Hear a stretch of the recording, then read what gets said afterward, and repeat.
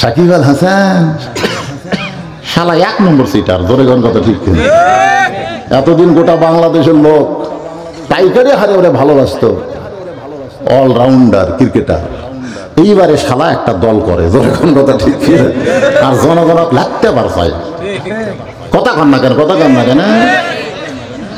ওর বাড়ি যেখানে ওইখানে আমি খুব পরিচিত। আপনারা শেরপুর যেমন চেনেন, এর চাইতে মাগুরা ডিস্ট্রিক্টের লোক বেশি চেনেন। ঘরে ঘরে আমার ওয়াজ চলে। ওই সাকিব আল হাসানকে অত চিনি না, কথাটা বুঝলেন? এখন এক দলের হয়ে গেছে। আর এইগুলো এগুলো আপনারা পাগলা হন। মেসি এই বছর কমপক্ষে 2000 কোটি টাকা ইসরায়েলকে দিছে, 2000 কোটি টাকা ইসরায়েলকে দিছে মুসলমানকে মারার জন্য। মেসি নাউজুবিল্লাহ জোরে কয় না পারে। ফেরেশতারা জান্নাত বানাইছে আল্লাহর হুকুমে। ফেরেশতাদের সর্দার জিবরাইল আলাইহিস সালাম আল্লাহকে বললেন, আল্লাহ এত সুন্দর জান্নাত বানাইলাম, আমি একটু দেখবার চাই। আল্লাহ বললেন, তোমার দরখাস্ত মঞ্জুর। জিবরাইল নিজেই চমকে উঠছে, চাওয়া মাত্র পাওয়া লক্ষণ ভালো। যেই মাত্র কইছে জান্নাত দেখবার চাই, আল্লাহ কয় দরখাস্ত মঞ্জুর। জিবরাইল বললেন, আল্লাহ চাইলেই পাওয়া। আল্লাহ বললেন, তুমি যদি বলতে জান্নাতে থাকতে চাই তাহলে তোমার দরখাস্ত মঞ্জুর হতো না, কারণ দেখার সুযোগ পাবে, থাকার জায়গা তোমার হবে না। সুবহানাল্লাহ বলেন। জান্নাত কেবলমাত্র তাদের জন্য আল্লাহ তৈরি করছে যাদেরকে আল্লাহ ইবাদতের জন্য বানাইছে। কারণ এখানে বলা হয়েছে ফাদখুলি ফি ইবাদি ওয়াদখুলি জান্নাতি। আপনারা বলেন তো ইবাদতের জন্য কারা? আমরা খালি না। ওয়ামা খালাকতুল জিন্না ওয়াল ইনসা ইল্লা লিয়াবুদুন। জিন এবং মানুষকে আল্লাহ তাআলা ইবাদতের জন্য তৈরি করছে, কেবলমাত্র শুধুমাত্র ইবাদত। জোরে বলেন কি? কথা কয় না। ইবাদত। তো ফেরেশতা জিবরাইল বললেন, আল্লাহ দেখার সুযোগ যখন হয়েছে এই সুযোগ আর হাতছাড়া করবো না। দেখার মধ্যে একটা মজা আছে, আছে না নাই? আপনারা বলেন তো দেখার মধ্যে মজা আছে না ছটফটানি আছে? দেখার মধ্যে মজা আছে। মজা আছে। আপনি পরের বউ খুব সুন্দরী দেখলেন, এতে মজা আছে না ছটফটানি আছে? আপনি পরের বাড়ি দেখলেন 4 তলা, সেই সুন্দর, এটা দেখার মধ্যে মজা আছে না ছটফটানি আছে? ছটফট ছটফট। হাইয়া হাই, কি দেখলাম যে? আল্লাহ জিবরাইলকে 600 পাখা দিয়েছেন। কয়শো? মাশাআল্লাহ। একদিন নবী জিজ্ঞাসা করলেন, জিবরাইল লহে মাহফুজ থেকে কোরআন নিয়া আমি নবীর কাছে আসতে তোমার কত সময় লাগে? ফেরেশতা জিবরাইল বললেন, হুজুর চোখ বন্ধ করবেন আর খুলবেন, এরই মধ্যে হাজির। এই আলোর চাইতেও কোটি কোটি গুণ বেশি গতি আল্লাহ জিবরাইলকে দান করছে। জোরে কোন সুবহানাল্লাহ। 600 পাখা নিয়ে জিবরাইল উড়াল দিলেন। কারণ ফেরেশতাদেরকে আল্লাহ পাখা দিয়েছে, মানুষকে আল্লাহ পাখা দেয়নি। যদি আল্লাহ আমাদেরকে পাখা দিত, মনে করেন যদি আমাদেরকে দিত, এ হরতাল অবরোধ করে কোনো লাভ আছে? কোনো লাভ নেই। যারা রাস্তাঘাটে চলে তাদের জন্য হরতাল অবরোধ, আর যারা ওড়ে, মনে বড় আশা ছিল যাব মদিনায়, আরব সাগর পাড়ি দিব, নাই কই আমার তরি, আমি পাখি নই যে উড়ে যাব, ডানাতে ভর করি, আমার স্বাদ আছে সম্বল নাই, করি কি উপায়? সবাই বলেন, মনে বড় আশা ছিল যাব মদিনায়। যদি আল্লাহ আমাদেরকে পাখা দিত, মনে করেন, তাহলে আপনারা কোথায় যাইতেন? দেখছেন, একটা লোক কয় না মক্কায়। মক্কার কথা আমি আজ পর্যন্ত শুনিনি। যারা হজ করছে, হজের লোক নিয়ে যায়, তারা কিন্তু মদিনার চাইতে মক্কার গুরুত্ব বেশি দেয়। এক রাকাত নামাজ পড়লে 1,00,000 রাকাত নামাজের সওয়াব। আর মদিনায় যদি পড়েন তো খুব বেশি বলে 50,000, তাহলে ডবল সওয়াব মক্কায়। ফেরেশতা জিবরাইল 600 পাখা নিয়ে উড়াল দিলেন। এই দুনিয়ার 1 মাস কোন কিতাবে লেখছে 1 সপ্তাহ পর্যন্ত জান্নাত দেখলেন। দেখার পরও জান্নাতের সীমানা পাইলেন না। আলোর চাইতে বেশি গতি নিয়ে 1 মাস উড়াল দিলেন, এরপরে জান্নাতের শেষ পাইনি। ফেরেশতা জিবরাইল বলে, আল্লাহ কত বড় জান্নাত বানাইছেন, এখন পর্যন্ত সীমানা পাইলাম না। আল্লাহ বলে, জিবরাইল জান্নাত যদি হয় 16 আনা, তুমি সবে মাত্র দেখছো তার 1 আনা। কয় আনা? জিবরাইল বলে, আর দেখবো না। আল্লাহ বলে, দেখবো না কেন? কয় পরের জায়গা আমার দেখা লাভ কি? আসলেই জিবরাইল যে কথাটা বলছে এটা কি ঠিক কয়নি? পরের জায়গা পরের জমি, পরের জায়গা পরের জমি, ঘর বানায় আমি রই, আমি কিন্তু জায়গার মালিক নই। এরকম একটা গান শোনেন না আপনারা? জমিদারের ইচ্ছা মতন দেই না জমিন চাষ, তাই তো ফসল ফলে না রে দুঃখ 12 মাস। আমি খাজনাপাতি সবই দিলাম, তবু জমিন হয় যে নিলাম, দুঃখের কথা কারে কই, পরের জায়গা পরের জমি, ঘর বানায়া আমি রই। জমিদারকে, জমিদারের ইচ্ছা মতো দেই না জমিন চাষ। জমিদারকে জোরে কওয়া যায় না। আল্লাহ ইচ্ছা করছেন যে তোমরা আমার কোরআন দিয়া বাংলার জমিন চাষ করো, কোরআন শরীফের আইন দিয়া তোমরা চলো। কিন্তু সেই জমিদারের আইন বাদ দিয়ে আমরা জোরদারের আইন অনুযায়ী চলতেছি। জোরদার, কথাটা বুঝলেন? আমাদের অবস্থা কি হবে? তাই তো ফসল ফলে না রে দুঃখ 12 মাস। ওয়াজ হয়, আজান হয়, কিন্তু ফসল হয় না।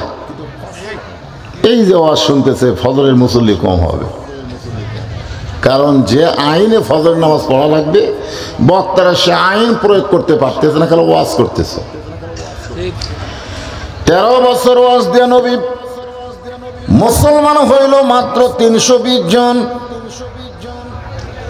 হিজরত করার পরে মদিনায় আল্লাহর আইন চালু করার কারণে 8 বছরে 10,000 সাহাবী নিয়ে মক্কা বিজয়। জোরে কোন সুবহানাল্লাহ। আজকে বাংলাদেশে আমরা বক্তারা আল্লাহ নবীর মতো মক্কায় যেরকম দাওয়াত দেয় সেই রকম দাওয়াত দিচ্ছি, কিন্তু কাম হবে না। হিজরত করে মদিনায় যাওয়ার পরে নবী হলেন রাষ্ট্রপতি। জোরে কোন সুবহানাল্লাহ। আর মক্কায় ছিল আবু জেহেল। নবী হলেন ইমাম, আবু জেহেল হলো নেতা। ইমাম একজন, নেতা একজন, যার কারণে যা হলো তাই।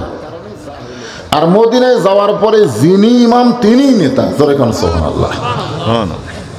এই যে কোরআনের আলোচনা শুনতে আছেন, এই কোরআন দিয়ে চাষ করলেন। মদিনা একটা রাষ্ট্র হয়ে গেল মাত্র 8 বছরে। যেখান থেকে গভীর রাত্রে হিজরত করে মদিনায় গেলেন, সেই দেশটা আবার কি করলেন? মক্কা আবার বিজয় করলেন। জোরে কোন সুবহানাল্লাহ। আল্লাহ বললেন, জিবরাইল দেখবে না যখন, তাহলে বের হও। ফেরেশতা জিবরাইল বললেন, আল্লাহ জান্নাত থেকে বের হওয়ার পূর্বে আপনাকে একটা কথা বলবো। আল্লাহ বলে, কি কথা? বলে, এত বড় জান্নাত যার জন্য বানাইছেন, যাদের জন্য বানাইছেন, আমার মনে হয় তারা কোনোদিন জান্নাত দেখাই শেষ করে পারবি না। আমি 600 ডানা নিয়ে বিদ্যুতের চাইতে বেশি গতি, আলোর চাইতে বেশি গতি নিয়ে দেখলাম 1 মাসে কয় আনা? 1 আনা। ওরা তো উড়বার পারে না, হেঁটে হেঁটে এত বড় জান্নাত আমার মনে হয় কোনোদিনও শেষ করে পারবে না। খামাখা এত বড় জান্নাত বানাইছেন। আমরা অনেক সময় বলি না, এমন একটা সাপ কবরে আসবে সেই সাপ যদি কবর থেকে বের হয়ে একটা নিঃশ্বাস ছাড়ে তাহলে গোটা দুনিয়া পুরো তামা হয়ে যাবে। জোরেকার কথা ঠিক কিনা? এরকম ওয়াজ করি কি করি না? আপনি বলেন তো, একটা মানুষকে শাস্তি দেওয়ার জন্য এত বড় সাপ দেওয়ার কি দরকার? আপনি বলেন, যে সাপের নিঃশ্বাসে পৃথিবী নাকি পুরাই তামা হয়ে যাবে। এই মশা মারার জন্য কামানের গুলি করা দরকার আছে? মশা মারার জন্য আপনি কোন মশা মারার জন্য কামান সেট করছে, একটা তালি মারলি তো মশা মরবি। ধরে কোন কথা ঠিক কিনা? আসলে কতগুলো কথা কোরআন হাদিসের বর খেলাফ, আমরা সেইগুলো ওয়াজের মধ্যে রহরহ বলে যাচ্ছি। আল্লাহ রাখতে বলেন, জিবরাইল আমার বান্দাকে জানো কিন্তু চিনো না। আমার বান্দা সম্পর্কে তোমার জানা আছে কিন্তু চিনা নাই। আগামী জুমার দিনে মুয়াজ্জিন যখন ফজরের আজান দিবে, জুমার নামাজের আজান দিবে, ওই আজান শোনার সঙ্গে সঙ্গে যেই মুসল্লি মসজিদের মধ্যে পা দিবে তাকে জিজ্ঞাসা করলি জানতে পারবে এত বড় জান্নাত আমার বান্দারা কেমনি দেখবে। সুবহানাল্লাহ। আগামী জুমার দিনে মুয়াজ্জিন যখন আজান দিবে, আজান দেওয়ার সাথে সাথে, আজানের আগে না, ইল্লা মুয়াজ্জিন, শুধুমাত্র মুয়াজ্জিন ছাড়া কেউ যদি আজানের আগে মসজিদে আসে তারা নামাজ হবে কিন্তু সওয়াব পাবে না। কি হবে? মসজিদের মধ্যে কি হবে? কথা শোনেন গুরুত্ব দিয়ে, এটা ফতুয়া রে ফতুয়া। নামাজ হবে কিন্তু সওয়াব পাবে না। আর আজান দেওয়ার পরপরই যে মুসল্লি মসজিদে পা দেবে, আল্লাহ তার আমল নামায় একটা উট কুরবানির সওয়াব দেবে। এমনকি শেষে যারা আসবে, সর্বশেষ যার পরের মুসল্লি নাই, তাকেও আল্লাহ বেজার করবে না, একটা মুরগির ডিম আল্লাহ রাস্তায় দান করার সওয়াব দিবি। কোনটা সুবহানাল্লাহ বলেন? ডিমত না উঠত? হ্যাঁ, আপনার ডিমের পাটি নাকি? إذا نودي للصلاة من يوم الجمعة فسعوا إلى ذكر الله। ফরজ। কোরআনের প্রত্যেকটা আয়াত আমল করা আমাদের জন্য কি? কোরআনের আয়াত আমল করা হলো ফরজ আইন। জুমার দিনে আজান দেওয়ার সাথে সাথে ফাসাও মানে কি? তাড়াতাড়ি মসজিদে আসা কার হুকুম? আর আপনারা কখন আসেন? আজান দিলে অনেকের মনে পড়ে আজকে আমাদের দিন রে, মনই নেই। তখন কাজ কাম বাদ দিয়ে এসে গোসল টোসল করে একেবারে খুতবা যখন শুরু করবে তখন সব মুসল্লি আসে। তা আমার সামনে যারা বসে আছেন আপনারা সকলে হচ্ছেন আল্লাহর বান্দা। এই বান্দাদেরকে আমি অন্তরের অন্তঃস্থল থেকে শুভেচ্ছা জ্ঞাপন করছি। পর্দার অন্তরালে আমার যে সমস্ত মা বোনেরা বসে আছেন, পর্দার অন্তরালে মা বোনেরা আছে না নাই? কয়েকদিন আগে পাশে ছিলাম, কি জায়গার নাম? নান্দুরে। হ্যাঁ, ওই জায়গায় এক মেয়ে আমার মোবাইল করে বলছে, হুজুর আজকে তো আমাকে ওয়াজ করলেন না। আমি কিন্তু অনেক ওয়াজ করছি নারীদের, কিন্তু ওরা নাকি এ ওয়াজ শুনে খুব একটা পেট ভরেনি ওরকে। হ্যাঁ, মেয়েকে ওয়াজ হয়নি? ওয়াজ হয়েছে হয়েছে। আমি মেয়েদের ওয়াজ করি না এমন মাহফিল আমার জীবনে নেই, কিন্তু এদেরকে নম্বর কে দেয়? ওদের জ্বালায় আমার বাড়িতে অশান্তি। আমি ঘুমায় গেলে ওরা কল করে, আমার বউ ধরে। হাই রে হাই, কি অশান্তি ভাই। আজকে মা বোনদের জন্য আমি কিছু আলোচনা করব ইনশাল্লাহ। যারা এখানে এসেছেন, পর্দার অন্তরে বসে আছেন, আমি আমার অন্তরে অন্তঃস্থল থেকে তাদেরকে শুভেচ্ছা জ্ঞাপন করে এই মুহূর্তে জানতে চাচ্ছি আপনারা কেমন আছেন? জি, আমি খুব একটা ভালো নাই। এই কারণে নাই যে আমার মা মৃত্যু শয্যায়। আমি গত 2 রাত মাহফিল করিনি, মার সীতারের কাছে বসেছিলাম, কিন্তু মা এখনো শুধু নিঃশ্বাসটাই আছে, তাছাড়া সব চলে গেছে। আজকেও আসতে চাচ্ছিলাম না, যে ভাঙ্গা মন নিয়ে যে কি ওয়াজ করব। কারণ আমার মা আমাকে বলেছে, বাজান আমি যখন মরে যাব, মৃত্যুর যন্ত্রণা সহ্য হয়তো করতে পারবো না, তুই আলেম মানুষ, তুই আমার কাছে থাকিস। তো হয়তো আজকে রাত্রি আমার মা মারা যাইতে পারে, এরকম একটা আশঙ্কা আছে। তা আপনারা দোয়া করবেন আমি এখান থেকে ওয়াজ করে বাড়িতে যাওয়ার পরে যেন আমার মাটা মরে, এই দোয়াটা করবে। তাছাড়া আমার আরো 3 ভাই আছে, ওদের কাছে আমি সারা জীবন দোষী হয়ে থাকবো। ভাঙ্গা মন নিয়ে আপনাদের কিছু আলোচনা শোনাবো ইনশাল্লাহ। সবাই একটু মনোযোগ দিয়ে শুনবেন। মা তো মাই নাকি কোন, যাদের নাই তারা বুঝতেছে, যাদের আছে ওরা কোনো গুরুত্বই দিচ্ছে না। কি বলবো প্রসবের কথা, মা বিনে সেই ব্যথা কেউ তো বুঝবে না। মাজন ঠেকিয়া সন্তানের দায়, অকালে মা মারা যায়, কেন সে মায়ের ভক্তি করবা না। এমন দরদি ভবে কেউ হবে না আমার মা, মা গো। গভীর রাত্রে ডাক দিল ভাইজি, এক পেয়ালা পানি। ঘুম থেকে চেতন পাইছে 6 বছরের বাইজি। ঘরের মধ্যে কোনো পানি নাই, অনেক দূর থেকে পানি নিয়ে এসে গিলাস ভরা। মায়ের দিকে তাকায় দেখে মা ঘুমাইছে। 6 বছরের বাইজি চিন্তা করলো ঘুমন্ত মাকে ডাক দেওয়া বড় বেয়াদবি হবে। কঠিন শীতের পর ঘন্টা ঘন্টা পানির জন্য মায়ের শিওরে দাঁড়ায় আছে। ফজরের সময় মা ঘুম থেকে চেতন পেয়ে বলে, বাইজিৎ রে তুই আমার শিওরের পাশ। গভীর রাত্রে পানি চাইছিলেন মা, ঘরে পানি ছিল নাই না দেখি ঘুমায় গেছেন। তখন থেকে আমি দাঁড়িয়ে আছি, কখন জানি আবার পানি বলে ডাক দিবে। সঙ্গে সঙ্গে মা বাইজিৎকে বুকের মধ্যে নিয়ে বলে, মাবুদ আমি মা দোয়া করি আমার বাইজিৎকে তুমি জামানার শ্রেষ্ঠ অলি বানায়া দিও। মায়ের দোয়ায় হযরত বাইজিৎ সুলতানুল আরেফিন। সুলতানুল আরেফিন শব্দের অর্থ হলো তিনি পরিচয়ের বাদশাহ। আমরা তো আল্লাহকে দেখিনি, আর বাইজিৎ বোস্তামি আল্লাহর গোটা পরিচয় দিবার পারতেন। ধরে খান সুবহানাল্লাহ। মুসা আলাইহিস সালাম আল্লাহকে বললেন, আল্লাহ আমার সঙ্গে জান্নাতে কে থাকবে?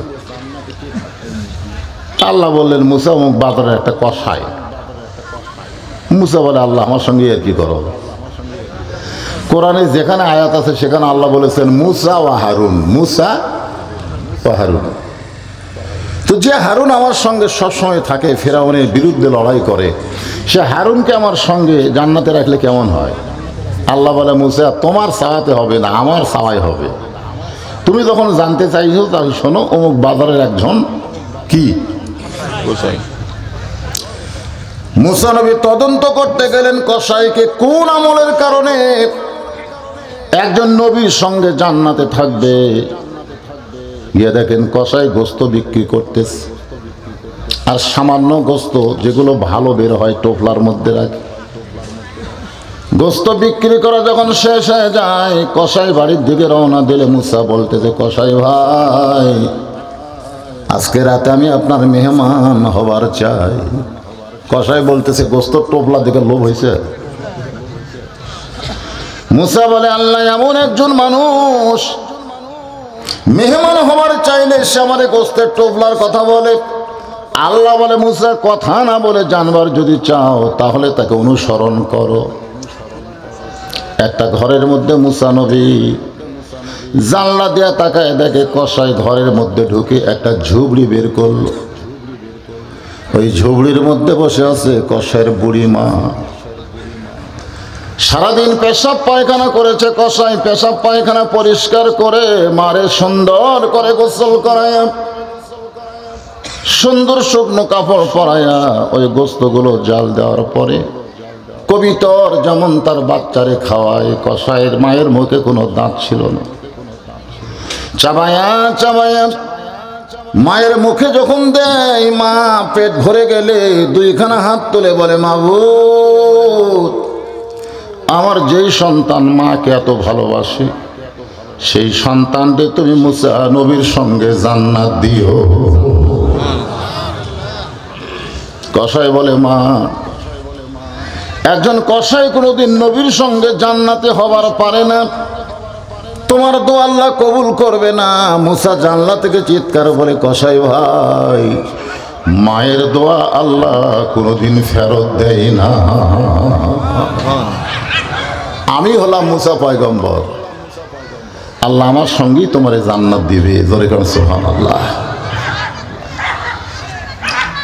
ইমাম শাফি রহমতুল্লাহ আলাইহি আল্লাহর ঘর তাওয়াফ করতেছেন, তার সঙ্গে অনেক ছাত্র আল্লাহর ঘর তাওয়াফ করে। এমন সময় লক্ষ্য করে দেখ এক যুবক মাথার উপর ঝুড়ি নিয়ে আল্লাহর ঘর তাওয়াফ করে। ইমাম শাফি বলে, যুবক, ঝুড়িখানা তাঁবুর মধ্যে রাইখা তুমি আল্লাহর ঘর তাওয়াফ করো। এত বড় ঝুড়ি কেন তোমার মাথায় নিয়ে আল্লাহর ঘর তাওয়াফ করতেছ? যুবক বলে, হুজুর গো, এটা ঝুড়ি না, এই ঝুড়ির মধ্যে বৈশা আছে আমার বুড়ি মা। আমার মার মনে বড় তাওয়াফ করার আশা, আমি মাকে মাথায় নিয়ে আল্লাহর ঘর তাওয়াফ করতেছি। 500 থেকে একজন লোক চিল্লায় বলে, এই যুবক তার মায়ের হক আদায় করে দিল। ইমাম শাফি রাগ করে বলে, রে দুনিয়ার মানুষ শোনো, মাকে মাথায় নিয়ে বাইতুল্লাহ তাওয়াফ করলে মায়ের হক আদায় হয় না। গায়ের চামড়া দিয়া জুতা বানাইলেও মায়ের 1 ফোঁটা দুধের হক সন্তান আদায় করতে পারবে না।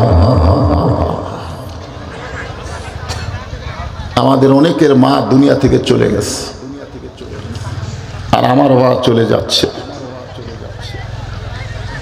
মায়ের জন্য আমরা প্রাণ খুলে দোয়া করব। আল্লাহ কোরআনে বলেছেন, ওয়াসাইনাল ইনসানা বিওয়ালিদাইহি ইহসানান হামালাতুহু উম্মুহু। উম্মুহু শব্দের অর্থ হলো তোমাদের মা। তো যে আয়াতে কারিমা তেলাওয়াত করেছি সে আয়াত থেকে আজকে আপনাদের সামনে আলোচনা হবে।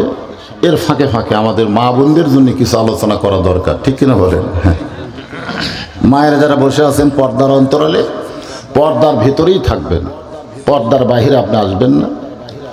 আল্লাহ কোরআনে বলেছেন, অরনা ফি বুয়ুতিকুন্না ওয়ালা তাবাররাজনা তাবাররুজাল জাহিলিয়াতিল উলা। মা ফাতেমার ঘরে আল্লাহ নবী ঢুকে মুস্কি মুস্কি হাসতেছে। তো বাবা যদি মেয়ের ঘরে হাসে, মেয়েরা কিন্তু লজ্জা পায়। মেয়েদের লজ্জা শরম কম না বেশি? কথা কয় না? আপনাকে মেয়ে নাই নাকি? আমার আছে তো আমি জানি। একটু হাসলি ওরাকে আব্বা হাসতেছে কেন? আবার যদি মন খারাপ করে বসে থাকে, আব্বার মন খারাপ কেন? হাসলেও বিপদ, মন খারাপ করলেও বিপদ। ওরা বাবার মুখের দিকে এত বারবার তাকায়, ধরে কোন সুবহানাল্লাহ। ছেলেরা কিন্তু বাবার মুখের দিকে তাকায় না, মেয়েরা কিন্তু বারবার তাকায়। যাদের মেয়ে আছে তারা বুঝতেছে। ফাতেমা বলে, বাবা আমার ঘরের মধ্যে ঢুকে আপনি মুস্কি মুস্কি হাসেন। আল্লাহ রাসূল বলে, ফাতেমা, আল্লাহ পাক আমারে জানাইছে আল্লাহ তোমাকে জান্নাতি নারীদের নেত্রী বানাইছে। সুবহানাল্লাহ। একজন জান্নাতি নারীদের নেত্রীর বাপ হওয়াতে আমার মনে বড় আনন্দ লাগছে। ধরে কেন সুবহানাল্লাহ। ফাতেমা বলে, বাবা কোন আমলের কারণে আল্লাহ তাআলা আমাকে জান্নাতি নারীদের নেত্রী বানাইলো? আল্লাহর নবী বলেন, শুধুমাত্র পর্দার আমল করার কারণে আল্লাহ তোমাকে জান্নাতি নারীদের নেত্রী বানাইছে। সুবহানাল্লাহ। দেখেন আল্লাহ রাসূল কি বলেন। ফাতেমা তো খুব খুশি। আল্লাহ রাসূল ফাতেমার মুখের দিকে তাকায় বললেন, মা, একটা বিষয় আমার মন খুবই খারাপ। ফাতেমা বললেন, বাবা সেই বিষয়টা কি? আল্লাহর নবী বললেন, ফাতেমা, তুমি জান্নাতি নারীদের নেত্রী হলে কি হবে? তোমার আগে আল্লাহ একজন নারীকে জান্নাত দিবে। যেই বলছে তোমার আগে একজন নারী জান্নাত পাবে, ফাতেমার মন খুব খারাপ। বলতেছে, বাবা আমি জান্নাতি নারীদের নেত্রী, আর আমার আগে একজন নারী জান্নাতে যাবে, এই নারীটা আবার কে? আল্লাহ রাসূল বলেন, ওই যে তাকায় দেখো, একটা জঙ্গলের সামনে ছোট্ট একটা ঝুপড়ি বাড়ি। ওই বাড়িটা হলো একটা কাঠুরিয়ার বাড়ি। ওই কাঠুরার বিবি জামিলাকে আল্লাহ তোমার আগে জান্নাত দিবে। এই মায়েরা, আপনাদের জন্য ওয়াজ হচ্ছে, একটু মনোযোগ দিয়ে শুনবেন। ফাতেমা বলে, বাবা জামিল এমন কি আমল করলো যে আমল করার কারণে জান্নাতি নারীদের নেত্রী ফাতেমার আগে জান্নাতে যাবে? এই আমলটা কি? আল্লাহ রাসূল বললেন, ফাতেমা আমলের খবর আমি বলতে পারবো না, বরং তুমি তদন্ত করে জেনে নাও। পরদিন আসরের নামাজের পরে চুপিয়ে চুপিয়ে ফাতেমা ওই জামিলার বাড়ির দরজায় মৃদু স্বরে সালাম দিয়ে বলে, জামিলা, আমি নবীর মেয়ে ফাতেমা, আমার জন্য একটু দরজা খুলে দাও। ফাতেমা দরজায়, জামিলা দরজায় কাঁদতেছে। ফাতেমা বলে, জামিলা কান্দার কারণ কি? বলে, সারা জীবনের সাধনা এক নজর নবীর মেয়ে ফাতেমাকে দেখতে চায়। সুবহানাল্লাহ। ফাতেমা বলে, তারে কান্দো কেন?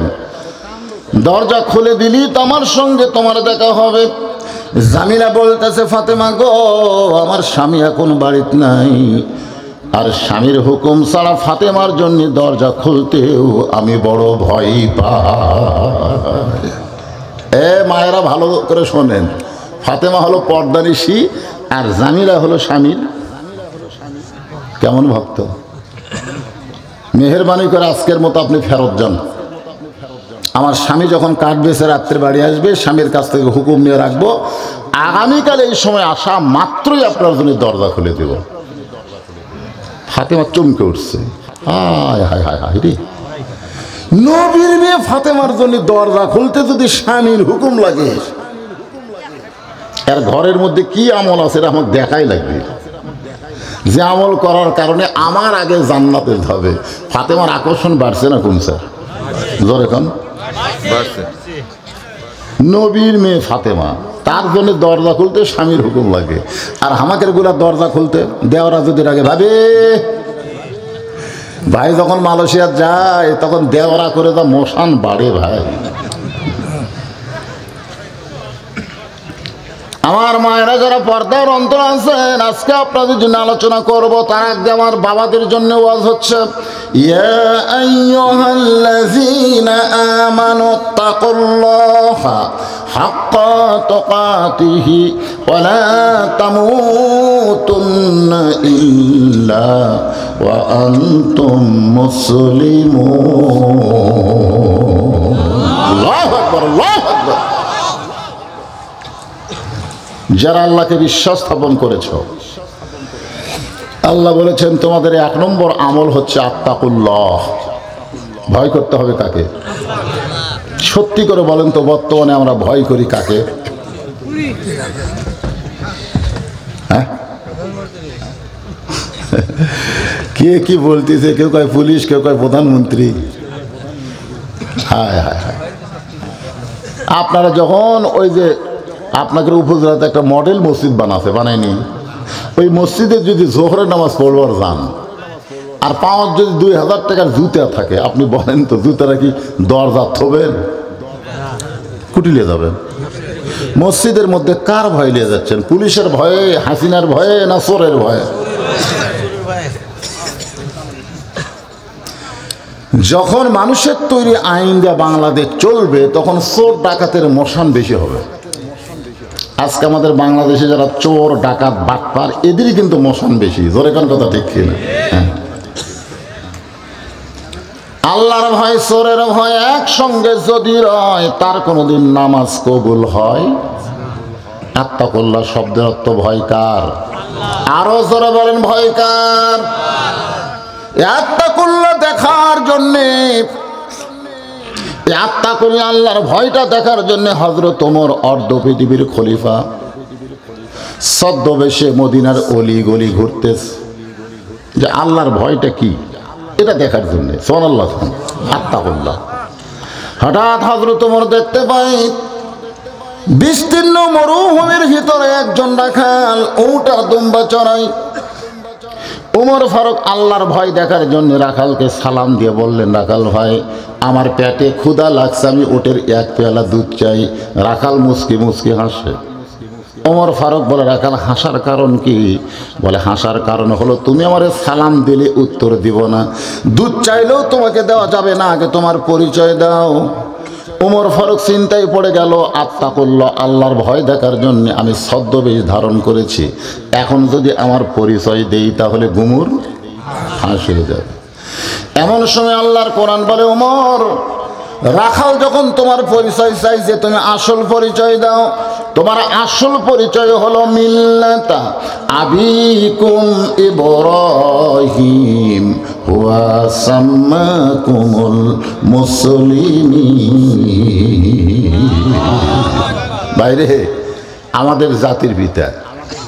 এখানে দেখেন, আপনি যদি কোরআন শরীফ দিয়ে বুঝতে পারেন একজন জাতির পিতা, কারণ একই বিষয়ে একাধিক পিতা বানানো হারাম।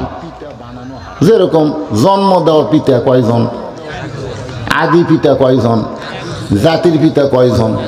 কেউ যদি বলে আমাকে দুই বাপে জন্ম দিছে, তাহলে বুঝবেন ওর জন্মে ভেজাল আছে। কেউ যদি বলে আমার জাতির পিতা দুইটা, তাহলে তার ধর্মের মধ্যেও ভেজাল আছে। ধরে কোন কথা ঠিক কি না? কেউ যদি বলে আমার আদি পিতা দুটা, তাহলে মানুষই না। আমার কথাকে বুঝতে পারছেন? এটা কি আমার বাপের কথা না আল্লাহর কথা? তাহলে আল্লাহ কি বলতেছেন? মিল্লাতা আবিকুম ইব্রাহিম হুয়া সাম্মাকুমুল মুসলিমিন। তোমাদের জাতির পিতা হযরত ইব্রাহিম তোমাদের নাম রেখেছে মুসলমান। তাহলে আমাদের পরিচয় কি? আরো যারা বলবেন না, ফেরেশতা আছে, কান্দত বসে আছে, আবার সামিয়ানার উপর থেকে আসমান পর্যন্ত আছে। যারা বলবেন না, ফেরেশতা কবে আল্লাহ এরা মুসলমান উচ্চারণ করে না, তাহলে এরা কি?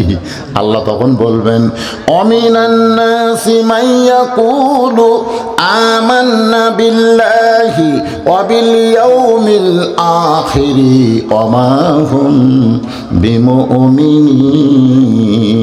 এরা কোরআনের মাহফিলে বসে থাকলে কি হবে? এরা সামিনার তলে বসে থাকলে কি হবে? এরা আল্লাহকে বিশ্বাস করবে, আখিরাতকে বিশ্বাস করবে, তারপর আমি আল্লাহ বলবো এরা মুমিন না। এখন আবার চান্স নেন, যে বলবো আমাদের পরিচয় কি, সবাইকে বলা লাগবে মুসলমান। যদি না বলেন আল্লাহ বলবে অহুয়া মুমিনিন, তারা মুমিন না। আমরা সকলে কি? আরো জোরে জোরসে বলুন, জোর হলো না? কেন মুসলমান মরদ মানুষ কবি, তাও এইরকম। এদিকে 200 মানুষ আছে, আপনাদের কি মনে হয় 200? তাহলে একটু সাউন্ড বার করেন। আমাদের পরিচয় কি? ওমর ফারুক বললেন, রাখাল আমার পরিচয় যখন জানতে চাও, আমার পরিচয় হলো আমি একজন মুসলমান। রাখাল মুস্কি মুস্কি হাসার কয়, আসল না নকল? আসল না নকল? ওমর ফারুক বলে, রাখাল মুসলমান তো মুসলমান, এর মধ্যে আসল নকল কি? রাখাল বলতেছে, আসল মুসলমান যারা হবে তারা চাওয়ার ব্যাপারে সতর্ক থাকবে। আসল মুসলমান যার কাছে কোনোদিন চাবে, দরকার হলে ফাঁসির মঞ্চে যাবে, কিন্তু রাষ্ট্রপতির কাছে বাঁচার দরখাস্ত লিখবে। আসল মুসলমান। ইয়াকা নাবুদু। তুমি যদি আসল মুসলমান হও, তুমি দুধ চাইছো কার কাছে? তোমার উপর চমকে উঠছে। সুবহানাল্লাহ। আল্লাহর কোরআন দিয়ে যখন দেশ চলবে, তখন ওমর যদি ভুল করে, একটা রাখাল পর্যন্ত ভুলটা ধরবার পারবে। এখন সুবহানাল্লাহ। ওমর ফারুক বললেন, রাখাল হয় সামার ব্যাপারে আমার ভুল হয়ে গেছে। রাখাল বলতে যে ভুলটা যখন স্বীকার করছো, তাহলে তওবা করো। কারণ ভুল যতই করেন, মাগরিব এশার নামাজ পড়েন নাই, এটা আপনি কি ভালো করছেন? যারা মাগরিব এশার নামাজ না পড়ে ওয়াজ শুনতেছেন, ভালো করছেন। এখন তওবা করেন, ফজর থেকে বাকি জীবনে একটা ওয়াক্ত নামাজ বাদ দেব না। আল্লাহ কয়, সারা জীবনে যত নামাজ পড়িস নাই তো কি হইছে? যেই পড়বার চাইছিস আমি আল্লাহ সব মাফ করে দিলাম। এর নাম হলো তওবা। তওবা শব্দের অর্থ কি? ফিরে আসা, ফিরে আসা। বেনামাজি নামাজের দিকে ফিরে আসা, শয়তানের দল আল্লাহর দলের দিকে ফিরে আসা। শয়তানের দল বোঝেন? মসজিদ থেকে তখন বার হন, তখন কোন পা? আর যখন ভিতরে ঢোকেন তখন কোন পা। যারা মসজিদের দল করে তারা ডানপন্থী, যারা মসজিদ থেকে বার হয়ে দুনিয়ার দিকে আসে এরা হলো বামপন্থী। আজকে বাংলাদেশে আল্লাহর দলও আছে, দুনিয়ার দলও আছে। জোরে করার কথা ঠিক না? দুনিয়ার দলে কোনোদিন আল্লাহু আকবার স্লোগান আপনি শুনতে পাবেন না। আমাদের বাংলাদেশে দুনিয়াবি দল আছে না নাই?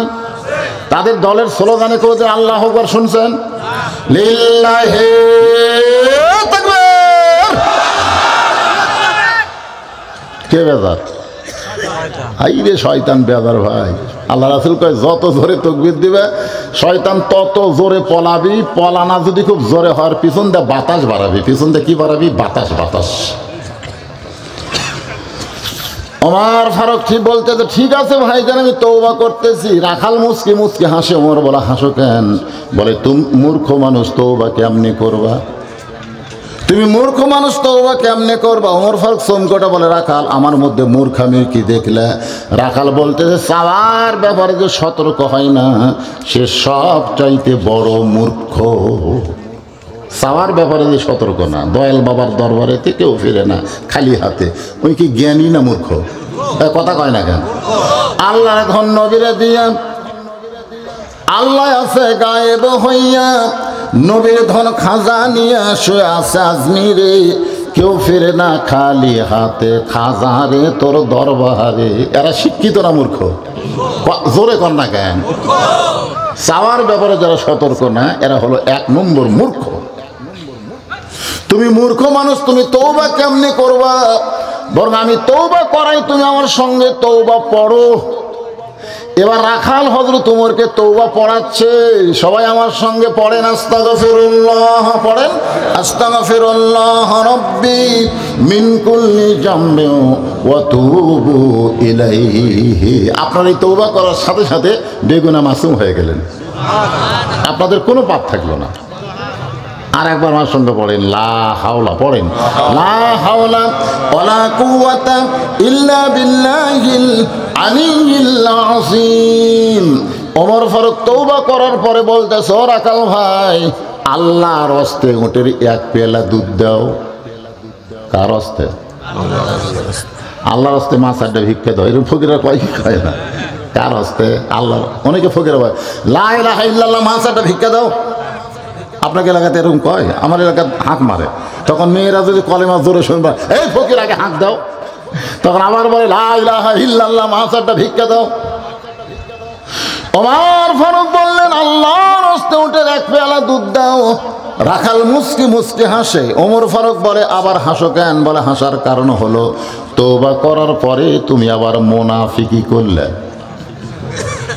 যেই কইছে মুনাফিক, রাস্তাতে গেলে শয়তান কয়দিন যায় না, সে লোকটারই কইছে মুনাফিক। ওমর চোখ মুখ লাল করে বলে মুখে যা আসে তাই বলো মানে?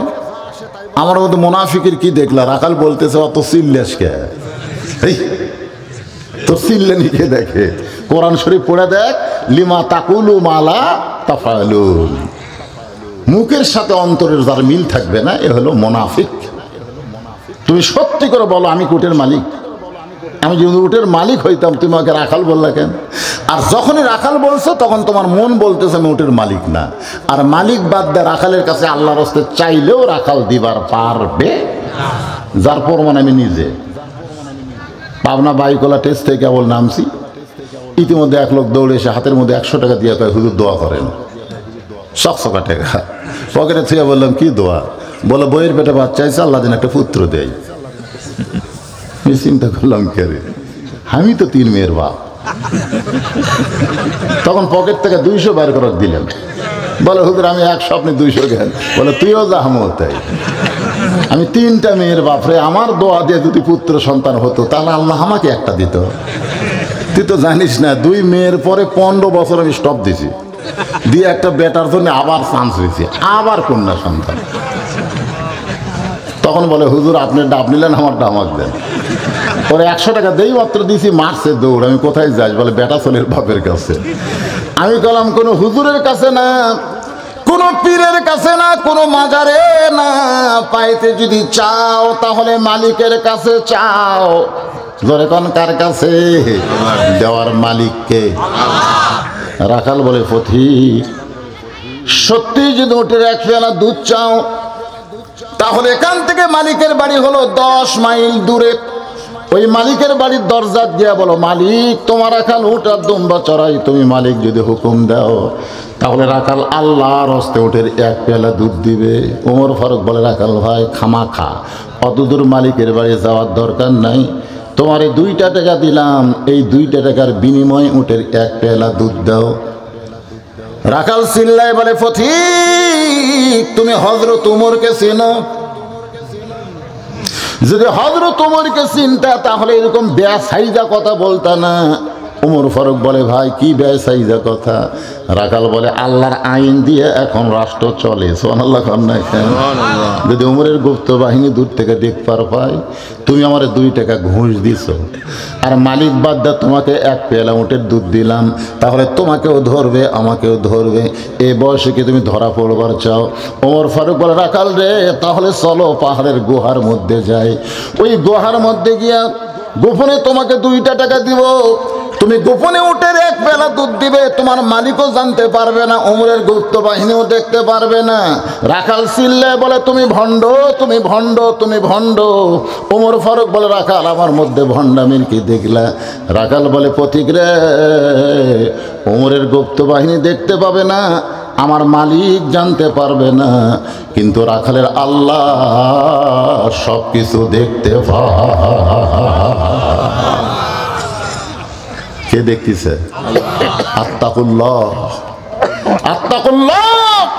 আল্লাহর ভয় যদি কলিজার মধ্যে আসে, দরজা জানলা বন্ধ করে কেউ অন্যায় করতে পারে না। জোরে কোন কথা ঠিক কিনা? আগেই বাক্স ভরাতই হুজুর, আগেই বাক্স ভরায়।